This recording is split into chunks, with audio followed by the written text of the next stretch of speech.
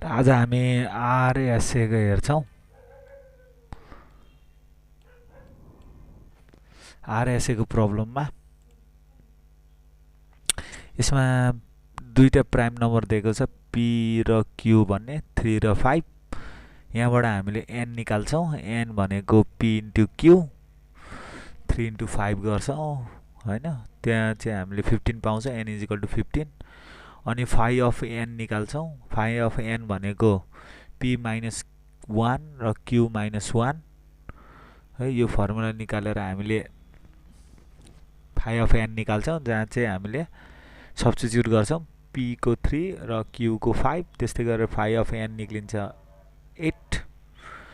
Assume गर्नुपर्ने हुन्छ ई भनेको कस्तो खालको हुनु पर्यो भने यहाँ चाहिँ तपाईँले प्राइम नम्बर लिनु पर्यो क्या। यहाँ चाहिँ हामीले प्राइम नम्बर लिनु पर्यो।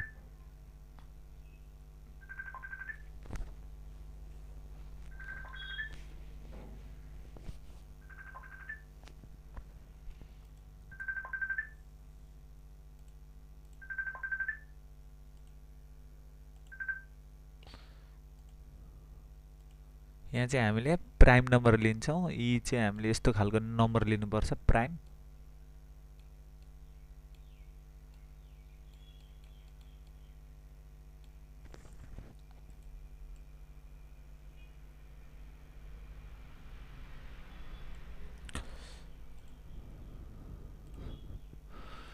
यी चाहिँ हाम्रो प्राइम नम्बर हुनु पर्यो।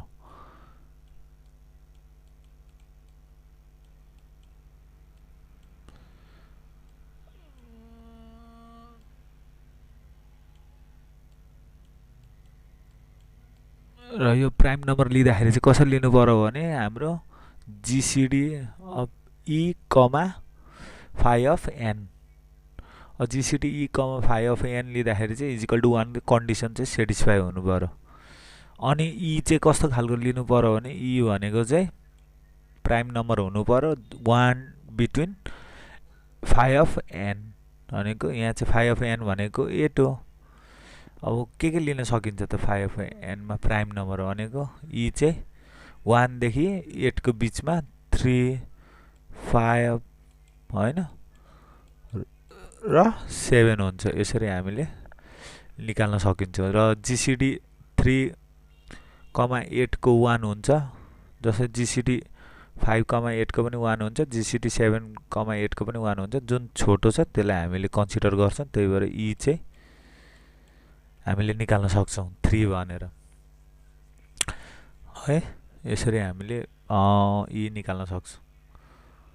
अर्को भनेको हामीले डी निकाल्नु पर्ने हुन्छ। डी भनेको d into e mod of phi of n भनेको 1 हुन्छ है। यसरी हामीले सब्स्टिट्युट गर्छौँ। र डी चाहिँ कसरी लिनु पर्यो भने डी चाहिँ तपाईँले 1, 2, 3, 4 गर्दा है एनसम्म हामीले लिन सक्छौँ डी चाहिँ है। र सेटिस्फाई चाहिँ हुनु पर्यो यो कन्डिसनमा है, इजिकल टु 1 हुनु पर्यो। यसरी गरेर जस्तै हामी 1 हाल्छौँ होइन, कति आउँछ, 2 हाल्छौँ कति आउँछ, त्यस्तै गरेर हामीले जान सक्छौँ। 3 चाहिँ हामीले कन्सिडर गरौँ। 3 ले गर्दाखेरि चाहिँ यहाँ 1 भेट्छौँ। हामीले 3 इन्टु 3 गर्ने 9 हुन्छ। 9 पछि मोड अफ 8 भनेको 1 हुन्छ। यसरी हामीले डी निकाल्न सक्छौँ। पब्लिक की भनेको ई कमा एन हो, जहाँ चाहिँ 3, 15। प्राइभेट की भनेको डी कमा एन हो, जहाँ चाहिँ 3, 15। यहाँ पनि है हामीले ई र डी यहाँ दिएको छ, ई र डी दिएको छ। अनि फाइन्ड गरेर सब्स्टिट्युट गर्नु पर्यो। अर्को इन्क्रिप्सनको लागि हामीले प्लेन टेक्स्ट दिएको हुन्छ। यो गिभन हुन्छ, गिभन होइन दिएको हुनसक्छ। यो क्यापिटल पी हो, यो चाहिँ स्मल पी हो। अब क्यापिटल पीमा चाहिँ प्लेन टेक्स्ट चाहिँ दिएको हुन्छ। दिएको छैन भने एज्युम गर्दा हुन्छ। जे एज्युम गर्नुभएको छ यहाँ अर एज्युम गर्दा हुन्छ।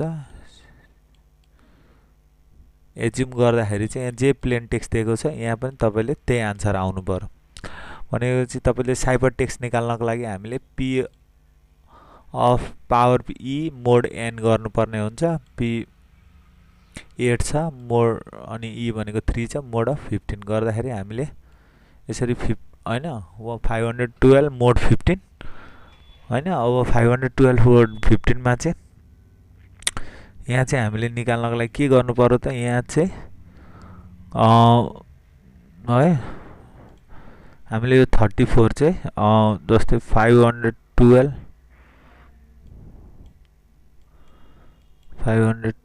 डिभाइडेड बाइ 15 गर्छौं र यसमा चाहिँ 34 point समथिङ आउँछ है।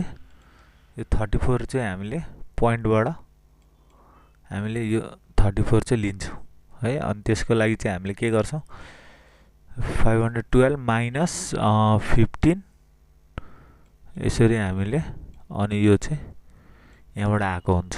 यसले गर्दाखेरि चाहिँ हामीले सी निकाल्न सक्छौं। त्यस्तै गरेर हामीले डिक्रिप्सन निकाल्न सक्छौं प्लेन टेक्स्ट निकाल्नको लागि। डिक्रिप्ट गर्नको लागि प्लेन टेक्स्टमा कसरी कन्भर्ट गर्छौं साइफर टेक्स्ट पावर डी मोड n भन्छौं। यसरी गरेर हामीले 2 पावर 3 मोड 15 गर्न सक्छौं अनि 8 मोड 15 गरेर हामीले प्लेन टेक्स्ट पाउँछौं भने 8 प्लेन टेक्स्ट पठाउँदाखेरि चाहिँ इन्क्रिप्सन आरएसए लगाएर चाहिँ तपाईले के पाउनुहुन्छ साइफर टेक्स्ट 2 फ्लो मा जान्छ अनि डिक्रिप्सन चाहिँ 8 पाउँछ भने रिजल्ट हामीले यसरी पाउँछौं है। यसरी चाहिँ हामीले आरएसए गर्न सक्छौं है। आरएसए है जीसीडी को लागि हामीले क्याल्कुलेसन चाहिँ हेर्न सक्नुहुन्छ जीसीडी को कसरी निकाल्ने भनेर।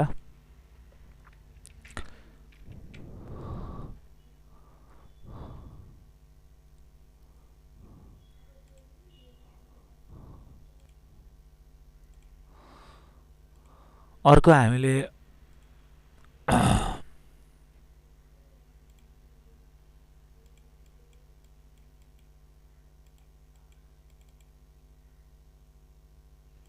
यसरी नै क्याल्कुलेट गर्न सक्नुहुन्छ तपाईहरुले। यो ठुलठुलो नम्बर भएको बेलामा जस्तै 13 पावर अफ 13 मोड 143 गरेर यसरी 13 को 2 अनि 13 को 4 13 को 8 यसरी तपाईले क्याल्कुलेट गर्न सक्नुहुन्छ। 13 को 2 मा 169 मोड गर्ने 13 को 2 को मोड भनेको 26 भनेपछि यहाँ हामीले 26 पायौं। त्यसै गरेर 4 को 26 भित्रको अनि त्यहाँदेखि स्क्वायर 2 गरे 676 त्यस्तै गरी 676 को चाहिँ अनि हामीले यो 104 निकाल्न सक्छौं। त्यसै गरी 13 को 8 हामीले यसरी हैन आदि गरेर गर्न सक्छौं। 13 को 4 2 अनि त्यस्तै गरेर हामीले 1402 अनि यति निकालेर यसरी 10816 मोड 143 गरेर 91 निकाल्न सक्नुहुन्छ।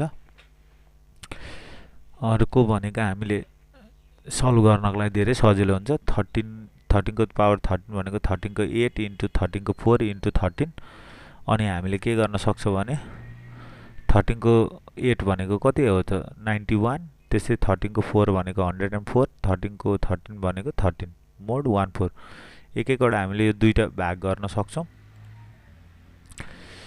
91 र 104 अनि क्याल्कुलेट गरेर फेरि 104 को 143 मोड गरेर 26 आउँछ अनि फेरि 26 को 13 बाँकी छ 13 सित मल्टिप्लाई गरेर फेरि मोड यसरी 338 मोड 143 इज इक्वल टु 52 गरेर यसरी गर्न स्वयं त्यसै गरेर 52 पावर अफ 37 मोड 143 गर्नु होला है। अब एलसीएम निकाल्नको लागि हामीले हैन यो क्याल्कुलेटरमा गर्न सक्नुहुन्छ।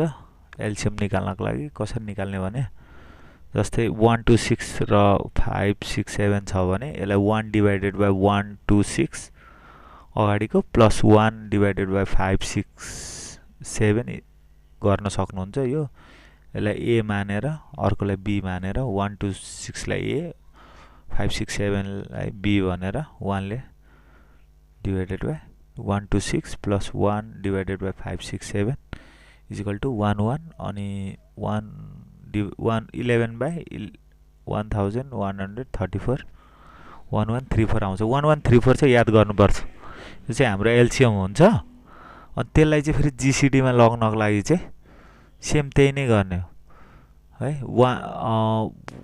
126 ए मान्ने अनि इन्टु 567 गर्ने डिभाइडेड बाई, अनि यो मुनिको नम्बरलाई चाहिँ लिनुपर्छ है, 1134 लिनुपर्छ। यो 363 चाहिँ अब जिसिडीमा कन्भर्ट भयो क्या यो। यसरी हामीले एलसिएम र जिसिडी निकाल्न सक्नुहुन्छ। तपाईहरुले डेसिमलमा चाहिँ लग्नुपर्छ। यदि मोड निकाल्नु पर्यो भने चाहिँ ए मोड बी निकाल्नु पर्यो भने हामीले यो डेसिमलमा लग्नुपर्छ calculator, a minus a divided by b into b गरेर।